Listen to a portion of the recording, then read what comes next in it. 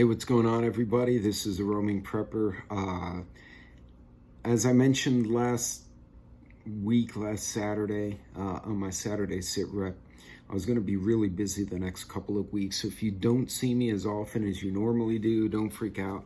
Everything's good. I just have a lot going on. I got conferences and training and travel, and it's just a lot and then you try to keep up with stuff. So if you do see stuff from me, it's likely going to be pre-recorded like this one. But tonight, I want to talk about lessons we can learn, or lessons learned, hence the thumbnail, lessons learned.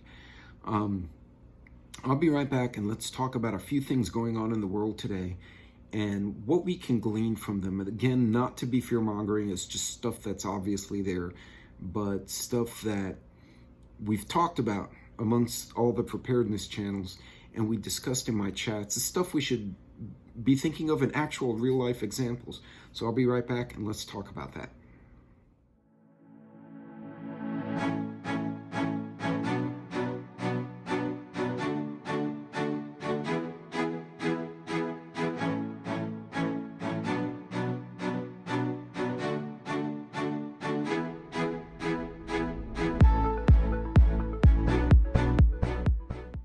Hey, welcome back, everybody, and thanks for joining me. Once again, don't forget to like and subscribe. It's been one of those weeks. Don't forget to like and subscribe. And if you have any questions, I typically will premiere these videos, but if I fail to premiere it for whatever reason, make sure to leave a question in the chat or in the comments below the video if you have any questions, or you just have some thoughts and comments.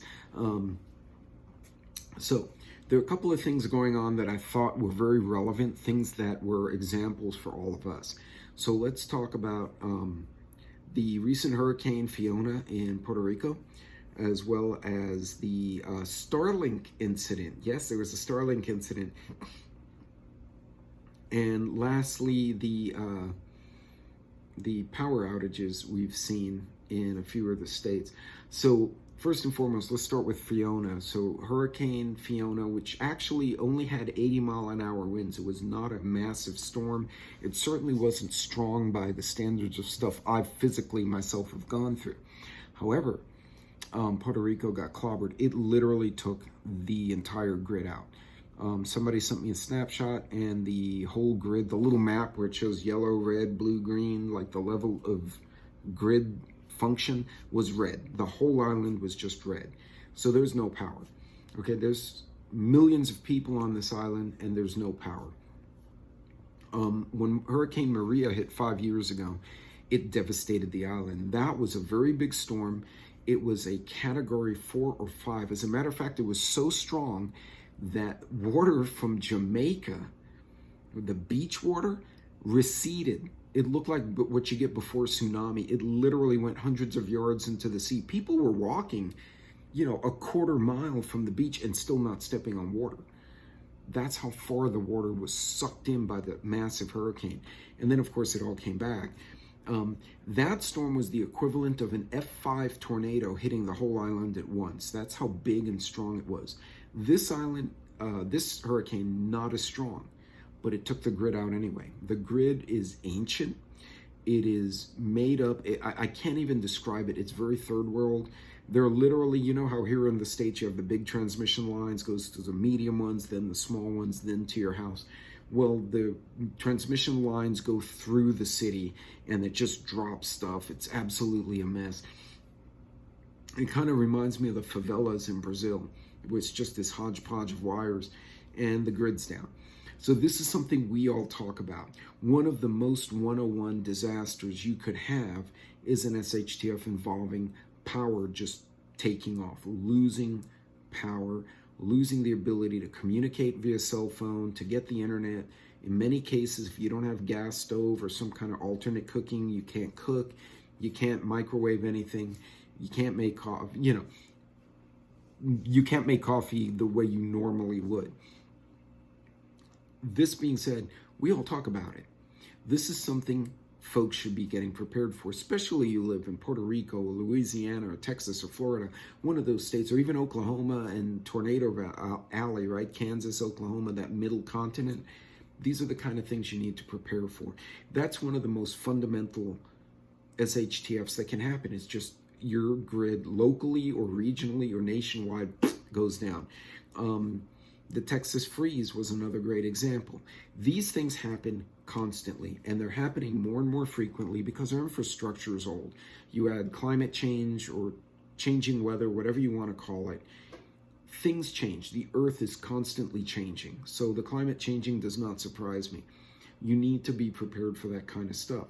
And this is stuff that's 101. So if you can't afford a generator or Jackery or a whole house generator, which are very expensive items for a lot of folks, it's a very expensive period. If you can't budget that in, then look for alternatives for cooking, heating, light, and as well as recharging other devices like phones or radios, so you have communications. You can buy small solar charging devices. You can buy solar panels. As a matter of fact, the way the Jackery solar panels are set up, you can actually just buy the solar panel for like 160 bucks. You don't have to get the Jackery itself. And if you have sunlight, you can plug the phone directly into the solar panel. It actually will allow that functionality. I think a few of the other brands do, but I don't have them. I have the Jackeries, and I got all my stuff Jackery just so that it was compatible back and forth. But yeah, you could just get the solar panel. You can even buy a small one at Harbor Freight and wire it yourself. There are a bunch of YouTube videos on solar generators. So that's something you need to consider. If you can't go that route, definitely have enough batteries. I did a video on battery caddies. Make sure you have stored water, stored food, and a way to cook the stuff. Again, this type of stuff is Prepper 101, like most basic, entry level. Be prepared for a power outage, for a blackout, for a hurricane.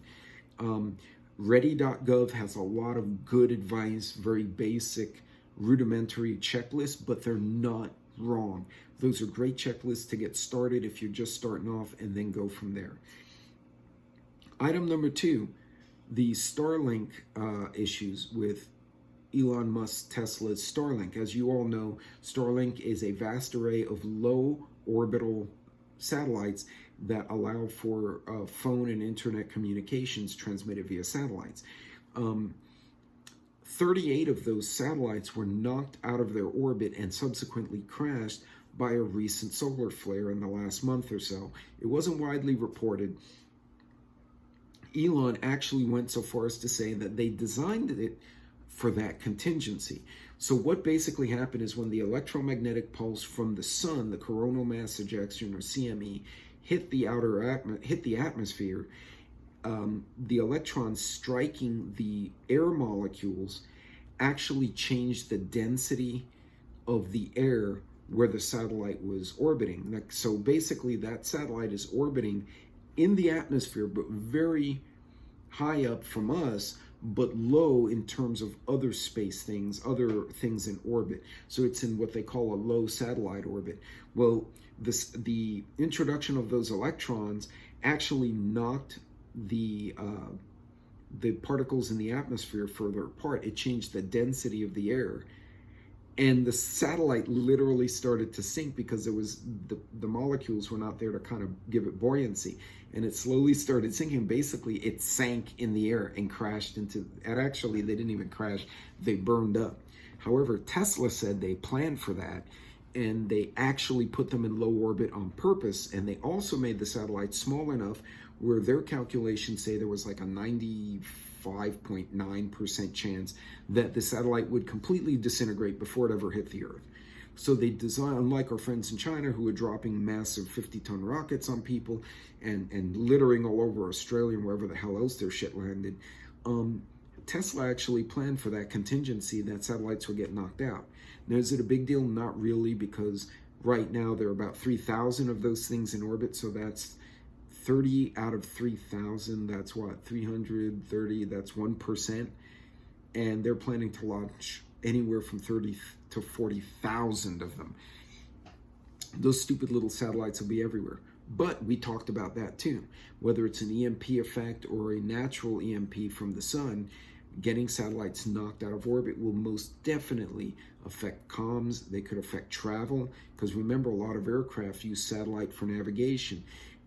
It could affect travel on boats. There are a lot of things that can be affected. Now, that's typically satellites getting knocked out of orbit by a CME will not be an immediate effect to us unless it's so massive that it becomes a Carrington effect and burns up power lines.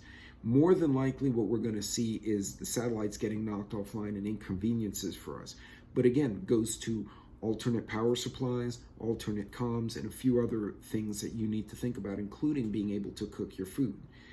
So the two items I'm talking about right now, and then the power outages that have happened in various states during these storms that recently came through, including my area, we lost power.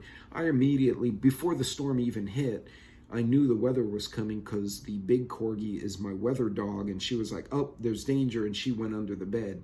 And I pretty much know my dog is better at forecasting the weather than the people on the TV. So she was under the bed or under the couch, and I'm like, okay, she's not happy. That means there's a storm coming.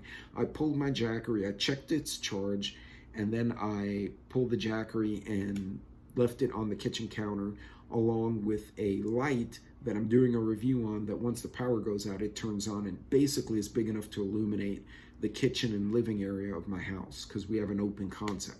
So I was already set up, waiting for the power to go out. It really didn't affect me at all because I had the contingencies. But again, you want to be prepared for this. Guys, this is prepping 101. So this is the kind of stuff that you should already be ready for. And if you're not, don't get frustrated, take heart and learn from it. Go to ready.gov, go to a few of these other channels. There are a lot of, I can't even start naming the multitude of channels I've myself have engaged with, and see what they have. And take what works for you. Not everything I show will be good for you. Not everything they show will be good for you. But again, folks, stay ahead of this stuff. This is the kind of stuff we prepare for. You don't have to have the zombie apocalypse to have an SHTF. You can very easily have a catastrophic incident purely on the basis of losing power and somebody's CPAP or dialysis machine or something like that goes down. These are the kind of things you need to be ready for. This is prepping fundamentals, and it's stuff that we're already doing. So lessons learned, guys. Look at the news, not just for the new stuff and the stuff that we're worried about, but look for those lessons that you can walk away from quickly. Things that are happening every day. I promise you, if even 20% of the American population were actually preppers, not hardcore preppers, just smart preppers, and they said, okay, I got a month of food, month of batteries, month of this, month of that. 1 month. Do you know how much emergency response would change because the population could handle themselves? So again, prepping 101, but a few lessons to learn from things that are going on right this second. So, think about it. These are good lessons and they're real life. It's right there in front of you. These are also great topics to bring to family or friends or new preppers who may not be into it the way we are, but they really need to start paying attention. You could say, hey, look, I told you to get a generator. Look what happened in Puerto Rico. Look what happened in the tornadoes. Look what happened with the satellites. If comms go down, if power, instead of bombarding them with prepping, you point to something actually happening and say, look what those folks are going through. That's why you need to have 2 weeks. And I would start with a small objective. Guys, have 2 weeks so you don't freak them out. You might have 2 fucking years, 10 years, who knows? But don't do that because you freak them out. 2 weeks. What do you eat? Help them calculate it out on a napkin. Say, see, that's affordable. You could buy all these groceries and equipment in 5 paychecks. So it's economic and it's smart. Just in case you're struggling with talking to people about being prepared. In any case, guys, I'm going to call it again. This is going to be a busy week for me. I hope to make my premieres, but I may not. If I don't, my apologies. Until next time, God bless, Godspeed. Have some fun and watch the news. Learn. Even if it's nothing we can control, when you see someone else going through hardship, the first question you should ask is, A, is that going to happen here? And then B, okay, if it's not going to happen here, what can I learn from what they're going through in case it does? It's not paranoia. It's called paying attention. You guys be good, be safe, and remember, stay on budget, be calm. We got this. God bless. Take care.